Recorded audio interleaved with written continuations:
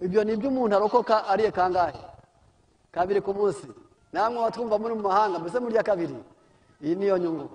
Umubare munini cyane iyo babwiye kurya kabiri birabagora, no guteka kabiri birabagora, kuko kurya kabiri ni ukurya urya hari izuba kandi ukarya hakiri izuba. Ibyo nibyo bita kurya kangahe?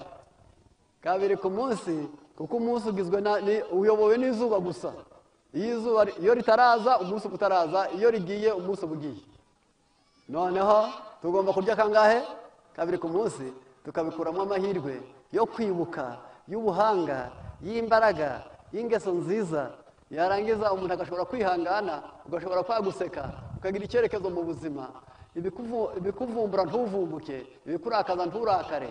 Yarangiza bitewe nuko umubiri wawe ukagira imbaraga, nguko icyo bashatse kuvuga hari ahantu. Aravuze ngo ituma umuntu asohora imyanda mu maraso, igatuma umuntu atabyimbagirana, umuntu ntagware kaneke, umuvuduko we ntagware indwara y'umuvuduko, ntagwara umwijima, impyiko zikora neza ku bwa persile, ntabwo abyimba ingingo ngo agware gute, ntagwara rubaga impande, imihango ntihagarara adatwite, ntaribwa mu mihango, umugabo n'umugore ntibabura ubushobozi bwo kubaka urugo, ituma inkari zimera neza, ikaba ituma umuntu yibuka neza. La salade de concombre nature, aussi on préfère avec des citrouilles de persile. Iyo uriye iyo concombre ugashyiraho indimu ugashyiraho na persile, manger le soir, ukabirya ari nka nimugoroba, a la vérité de nettoyer l'estomac, les intestins, le foie et la gorge. Ibi bintu uko ari bitatu, persile, concombre, indimu, iyo biriye nimugoroba bivanze, bikogereza igifu, bikoza amara, bikoza umwijima, bikoza impyiko, bikoza n'umuhogo. Tugomba kubaho ariko dufite intego. Ni amahoro mu buzima noneho, mu mubiri wacu. Mu mubiri wacu naho ugomba kuba mwiki. Amahoro. Ni umubwiriza 7:12. Ni imigani 3:7-8. Uyu mubiri wacu dutunze ugizwe n'amagufa 206. Ukaba ugizwe n'ingingo, ukagira imitsi yumva n'imitsi ijyana amaraso, ukagira imihore, yarangiza ukagira ubwonko. Aho hose hagomba kugira amahoro. Mwene muntu akwiriye kumenya neza ngo umubwiriza 7:12 ubwenge n'ubwugamo. Ubwenge ni iki? Mbese mwese nubwo wenda twatinya imvura mukabona mutamanuye imitaka kubera iki? Ubwo igicu kitubereye ubwugamo, kiturinze izuba. None ubwenge nabwo kuri nyirabwo ni iki? Ni ubwugamo. Ngo nkuko ubutunzi nabwo ari ubwugamo. Akamaro ko kumenya naka ni uko ubwenge burinda ubugingo bw'ubufite. Ubwenge burinda ubugingo bw'ugize ute? Bw'ubufite. Iri jambo ndaryitaho cyane nkoresheje ibintu navuga ko ari byinshi. Ubwenge burya ni iki? Ni ubwugamo. Muri kino gitabo mfashe cyitwa intekerezo imico n'ubumuntu, hakoresheje page ya 820 ni cya kabiri 825 ndasoma na 827. Haranditse ngo la plupart des indisciplinés traversent la vie en désaccord avec les autres. Umuntu wese w'imfurambi, benshi mu bantu biki b'imfurambi, ubuzima bwabo baburangiriza mu kutumvikana n'abandi. Ikimenyetso cy'uko umuntu ari imfurambi ni ukunanirwa kumvikana n'abandi. Usaba umwenda ntiwishyure kandi bakugujije, wanyura hagati y'intabire ntukandagire mu kwawe ugakandagira mu kw'abandi, yarangiza igiti cy'undi nicyukomagura. Benshi mu b'imfurambi barangiriza ntibashobora kumvikana n'abandi. Est-ce qu'il y a des échecs alors qu'ils auraient pu connaître des succès? Umuntu wese w'imfurambi aratsindwa aho yari kuzatsinda. Il en vient à penser que la vie leur garde rancune. Ubuzima bw'imfurambi buhora bwibwira ko nta cyazabona. Qui reviennent à penser que ne refrate ni le cajore. Baba bashaka umuntu wo kubashonyagiza no kubarata. Il se venge à haïssa la société. Bakunda kwihorera bitewe no kwanga rubanda. Aruiransa les défis. Babera nabi bagenzi babo. Izo nibo bantu bita ngo n'imfurambi. Veillez à toutes ces habitudes. mwirinde ibi bintu byose. Il faut enseigner aux hommes et aux femmes qui doivent être attentifs à toutes leurs habitudes. Mureke twigisha abagabo n'abagore kugira amakenga mu kamenyero kabo kose, kugira amakenga muki ya toutes leurs pratiques no mu mikorere yabo yose, et renoncer immédiatement aux choses qui sont malsaines pour le corps et qui obscurcissent l'esprit. Maze muzibukira akantu kose kandi bwangu kagwa nabi umubiri n'intekerezo, kagwa nabi umubiri kakijimisha intekerezo. Mwirinde akantu kose kagwa nabi imibiri yanyu kandi kakijimisha intekerezo. Page ya 827 mwisubiheruka icyo cyigisho. Vivre avec un objectif.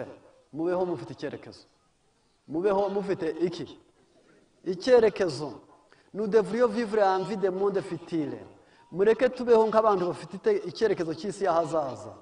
Vivre une vie à l'aventure sans but est un véritable malheur. Kubaho usa n'umuntu uzerera mu bitekerezo nta mugambi ufite, ubugushije ishyano, ubugushije iki, kubaho nta cyerekezo, gusohoka icyo bita deambirage, gusohoka ukagenda bakwaza mvuge hembyo. Hari umusore yari mubyara wacu ari mutagakunda kubikirara, nuko wahura nawe twari hakurya, bamubaza tise uvuye he none, ati mvuye nani, none ukabwiye ati kwa banani. Ubwo nuva mvuye intuza ngiye kwa bantuza. Intuza ni hehe? Nuko bantuzaho. Tugomba kwirinda kubaho ubuzima butagira icyerekezo. Amasaha 12 yagenewe gukora ukagira icyerekezo, amasaha 12 yagenewe kuryama ukagira icyerekezo, ihinga ryahaguruka ukagira icyerekezo, wajya ku ishuri ukagira icyerekezo, waba utegeka ukagira icyerekezo, waba uri umugabo ukaba ufite icyerekezo. Mwakurikiranye neza? Uriya kubaho udafite icyerekezo ngo burya ubugushije iki ishyano. Nous avons besoin d'un objectif dans la vie. Dukeneye icyerekezo mu buzima. Que Dieu nous aide tout à faire preuve d'abnégation. Reka Imana idufashe tugaragaze kwiyanga, à être moins soucieux de nos aises personnelles. Umuntu agabanya guhora yiyitayeho no kwinezeza, de nos intérêts égoïstes. Umuntu agabanya kwiyitaho gusa no kushaka kwikubira, et à faire du bien non pour l'honneur que nous espérons en retirer d'ici bas. Tujye dukorera abandi byiza atari gushaka mu icyubahiro hano ku isi. Tujye dukorera abandi byiza atari kubashaka mu icyubahiro hano ku isi, mais parce que tel est le but de notre vie. Tujye dukora byiza k'abantu bafite uwo mugambi. Tujye dukora byiza ariyo ntego, tuzi neza ko tugomba gukora neza, yarangiza et que cela réalisera l'objectif de notre existence.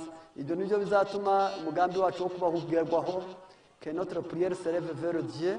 Mureka amasengesho yacu yerekeza ku Mana, afin que nous libère de notre égoïsme. Tubwire Imana ngo niturokore kwikunda kwacu. Tuyibwire ngo niturokore kugira ute kwikunda kwacu. Ubwo niho tuzaba tugeze ahantu heza kandi hatunganye. Bizadukosora, bizaduha uburyo bwiza bwo kubaho no kumererwa neza. Kuko abantu benshi cyane iyo tubayeho mu buryo nidushaka turye, ariko nitumara kurya no kurya kugira umugambi, kugira icyerekezo. Ndabisoma kugira ngo nibura muri kino gitabo mfashe cyitwa l'essentiel mu byo bise da l'évangélisation sanitaire. Icyo umuntu yageraho akaba ageze cyangwa se umugambi w'ivugabutumwa ry'ubuvuzi. Bakoresheje mu ijambo page 324 baza kuvugamo 334 harimo aya magambo agira ati ndasomamo aya magambo akoreshejwemo ijambo oya ni 134 nari nibagiwe 134 haranditse hagira hati les personnes qui consomment des repas par jour. Umuntu wiha igihe cyo kurya kabiri ku munsi. Umuntu urya kangahe? Kabiri ku munsi. ont tendance à avoir un meilleur contrôle de poids. Ibiro byabo ntabwo bibasaguka. Moins de douleur, ntibakunda kugwara indwara zibarya. une meilleure absorption des aliments nutritifs, ibyo barya birabayoboka. Mwe d'astume, umuntu urya kabiri ku munsi ntabwo ari amahwima, d'allergie, ntabwo agira umubiri w'umwinanirwe. Une meilleure digestion, ibyo kurya rya bigogorwa neza muri we. Mwe irritable, umuntu urya kabiri ku munsi ntakunda kurakazwa n'ubusa. Intellect plus vif, arabanguka mu kujijuka. Une meilleure mémoire, akunda kwibuka. Plus d'énergie, agira imbaraga. Économiser de l'argent, mu buzima busanzwe arazigama ntasesagura. Ese kurya kabiri ku munsi si byiza? Ibyo ni byo umuntu arokoka ariye kangahe? Kabiri ku munsi. Ariko reka turebe abantu bamaze kubigeraho. Kurya kabiri ku munsi nibura. Abantu muracyarya birenze kabiri? Ni kabiri? Katureba abagore bajya bateka kabiri ku munsi. Ngaho shira amaboko hejuru. Ko mwagize ubwobara. Namwe batwumva muri mu mahanga mbese murya kabiri. Iyi niyo nyungu. Umubare munini cyane iyo babwiye kurya kabiri birabagora, no guteka kabiri birabagora, kuko kurya kabiri ni ukurya hake, urya hari izuba kandi ukarya hakiri izuba. Ibyo nibyo bita kurya kangahe? Kabiri ku munsi, kuko umunsi ugizwe uyobowe n'izuba gusa. Iyo ritaraza umunsi utaraza, iyo rigiye umunsi ubugiye. Noneho tugomba kurya kangahe? Kabiri ku munsi, tukabikuramo amahirwe yo kwibuka, y'ubuhanga, y'imbaraga, y'ingeso nziza. Yarangiza umuntu agashobora kwihangana, ugashobora kwaguseka, ukagira icyerekezo mu buzima. Ibikuvumbura ntuvumbuke, ibikurakaza nturakare. Yarangiza bitewe nuko umubiri wawe ukagira imbaraga, nguko icyo bashatse kuvuga hari ahantu. Ntabwo mbatinda, nanjye ndi mu bantu bari bugane. Burya ubwenge ni iki? Ni ubwuga. Nguko ubutunzi ari ubwuga. Akamaro ko kumenya naka ni uko ubwenge burinda ubugingo bwugize ute. Abantu benshi cyane bararwaye kandi bashaka kutarwara, ariko umuti urasharira. Aho kugira ngo umuntu aribwe n'umuti, abenshi bahitamo kuribwa n'indwara, kikaba ikibazo. Hari indwara tuzakizwa n'ingeso nziza, hari indwara tuzakizwa na gahunda nziza, hakaba n'indwara tuzakizwa n'imirire myiza. Noneho ndagira ngo mu bintu byitwa gutinda uyu munsi ntabwo dufite gahunda yo gutinda, ahubwo reka tunyaruke gato cyane twibaze ngo mbese dukore iki mu kwivura. Hari utuntu tugiye tubaho ku isi abantu benshi cyane batazi, ariko nifuza ko bamenya. Hari utuboga tugiye gusa na seleri, muzaduhinga hano iwanyu twakwera. Utwo tuboga bajya batwita persile. Ni mwene wabo w'igisura, ni mwene wabo w'umunyanja, dukungahaye mu cyo bita chlorophylle.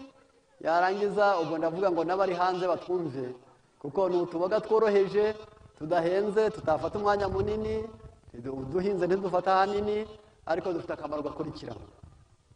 Le persile est incroyablement riche en vitamine A, mu buryo burenze urugero utagenda wibaza. Persile irakungahaye muri vitamine A, irankontiye plus que les carottes. Arega ahubwo persile irusha na karoti vitamine A. Icyo nihutiramo cyane, haravuze ngo le persile est un mirage, ngo ce n'est pas pour autant qu'il faille en abuser non plus. Ariko nubwo ari nziza ntibavuze ngo uzayirye irenze urugero. Absorber en trop de grande quantité a des effets secondaires. Ntabwo wakwemererwa kurya nyinshi byakugiraho ingaruka. Byabyara iki rero? Iyo uyiriye ku rugero rwiza, le persile est un stimulant général énervé. Abantu bayirya bagira imbaraga mu mubiri no mu bwenge. Il est anti-anémique. Abantu bagira amaraso ntabwo babura amaraso iyo bayirya. Anti-rachitique, amagufa yabo arakomera. Anticobitique, amaraso yabo ntabwo aba amazi kandi ntiyipfundikanya. Anti-exophthalmique, abayirya ntabwo barwara indwara z'amaso. C'est un apéritif, ni ikiribwa gitera kuryoherwa. Il est stomachique, abantu bakirya ntibagwara inzoka, ibisebe byo mu kanwa no mu gifu. Detoxica, ikaba yoza amaraso, ikura imyanda mu maraso. Depuratif, iranayoza. Antiseptique disa, irinda imbuto mbi z'amaraso z'indwara mu maraso. Litibe digestif, ikayikura mu myanya igogora. De voies urinaires, mu nzira zo kwihagarika. Diuretique, itera kwihagarika neza. Ire acide urique chlorure, ibintu byose wakwihagarika bikaribwa bikuramo. Amenagogue ikabikura amavuta menshi mu maraso. Dilatateur ikabituma imitsi yoroha. Regenerateur capillaire ituma imitsi yari igiye guhombana ikomeye mito ifunga yongera kugarura itoto. Stimulant si ibyo gusa, itera imbaraga fibre musculaire intestinale urinaire biliaire uterine vermifige, ikoresha neza amara, ikoresha neza inzira zo kwihagarika, ikoresha neza agasabo k'indurwe, ikoresha neza nyababyeyi, ikaba yica inzoka. Ako niko kamaro ka persile. Rero hari igihe bayihuza n'ibindi kugira ngo nibura abantu bayikoreshe inabagirira akamaro.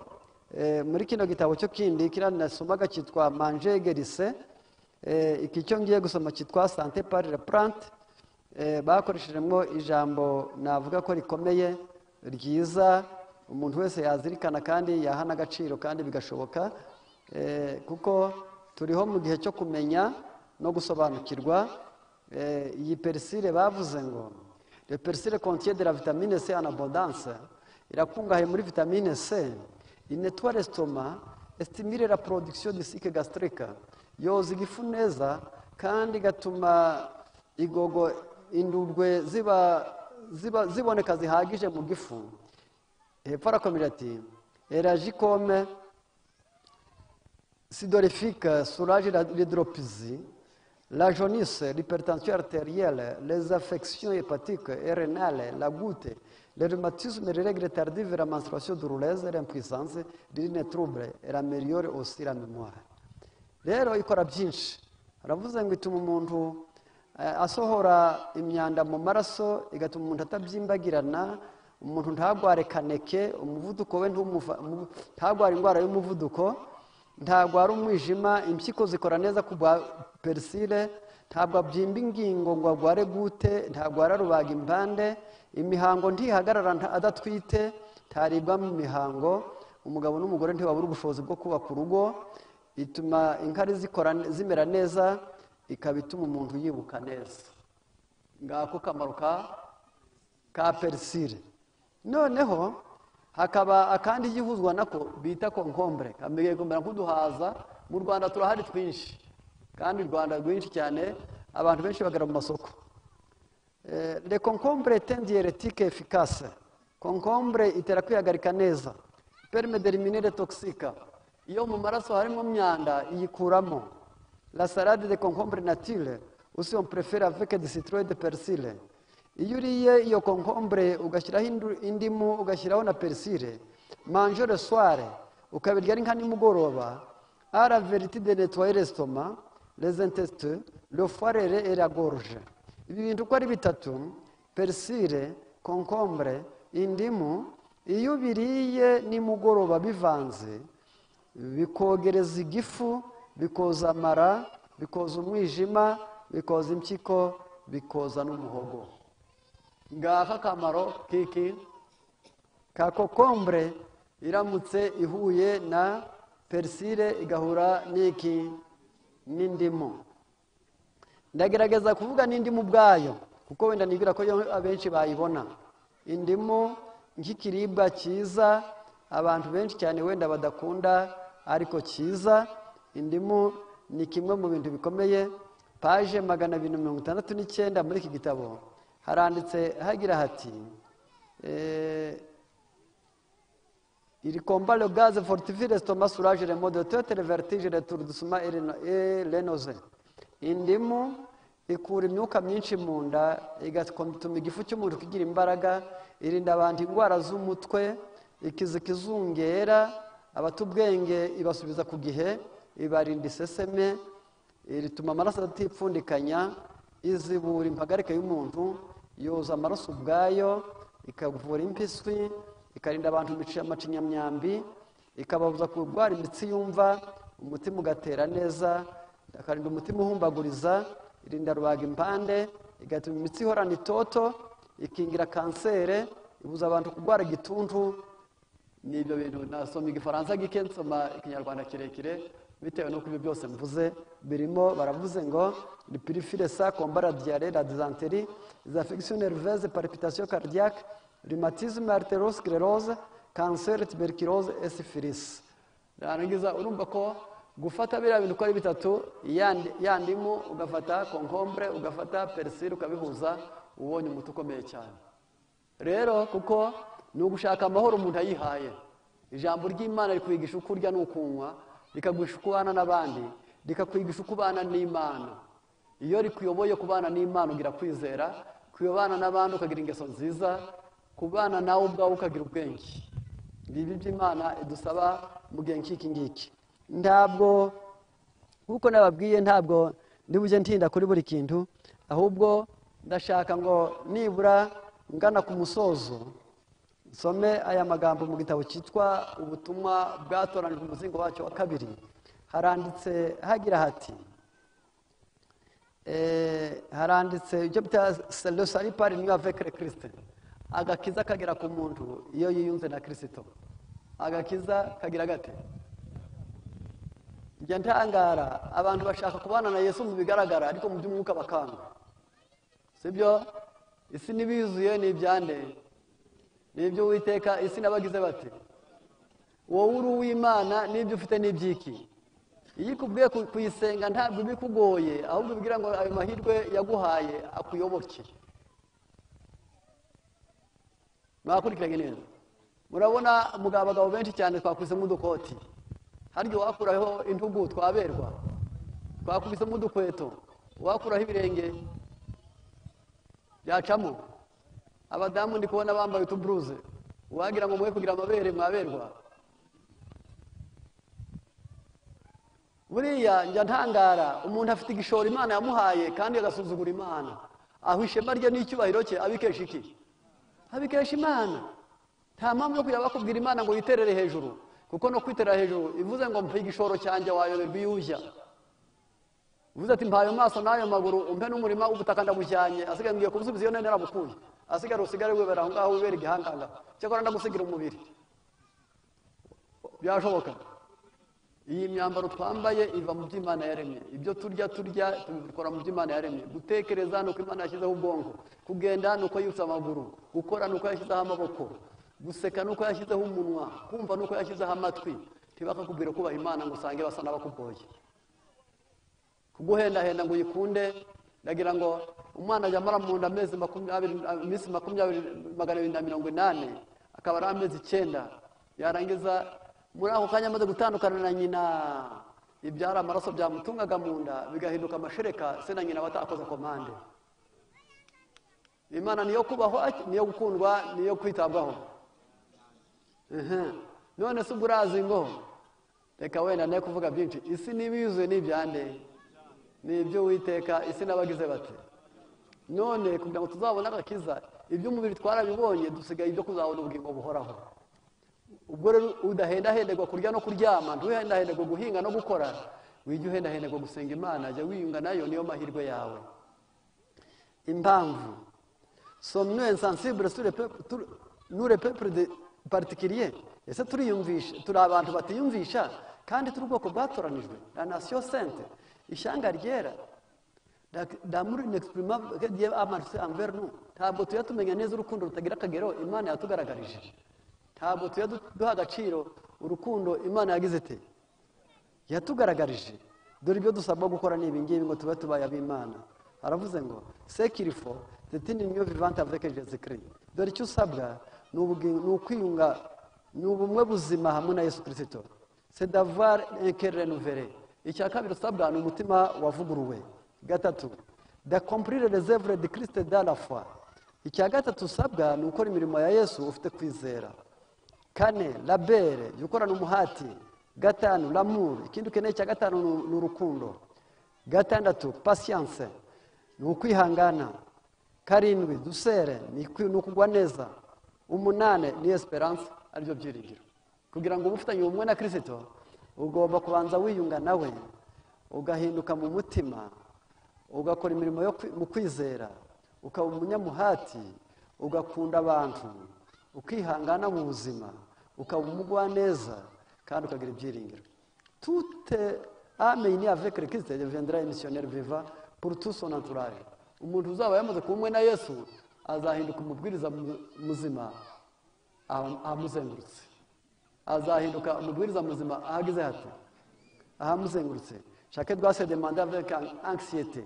Buri wese niyibaze ahangayitse mu mutima ati ai-je permis au sentiment d'envie de jalousie de pénétrer dans mon cœur? Naba narigeze nemerera igomwa n'ishyari kunturamo. Buri wese nabyibazeho. Naba naremereye iki? Igomwa n'ishyari kunturamo. Si oui, le Christ n'y est pas. Niba byarabaye ubwo Yesu ntarimo yavuyemo. Yishyari ryinjiye Yesu avamo. Igomwa ryinjira Yesu akavamo. Ubwo mufite mu nyandiko no mu kanwa ariko mu mutima ntagize ati niba yarigeze atura muri we ntabwo mbatindira icyo nari nshaka kwara kwerekeza gusa kubaha Imana niyo nzira y'iki y'amahoro mu mutima, niyo nzira y'amahoro mu muryango, niyo nzira y'amahoro mu baturanyi, niyo nzira y'amahoro mu itorero, niyo nzira y'amahoro mu isi, niyo nzira y'amahoro mu bivugabutumwa, niyo nzira y'amahoro mu buzima bw'umuntu. Imana ibiduhere mu izina rya Yesu.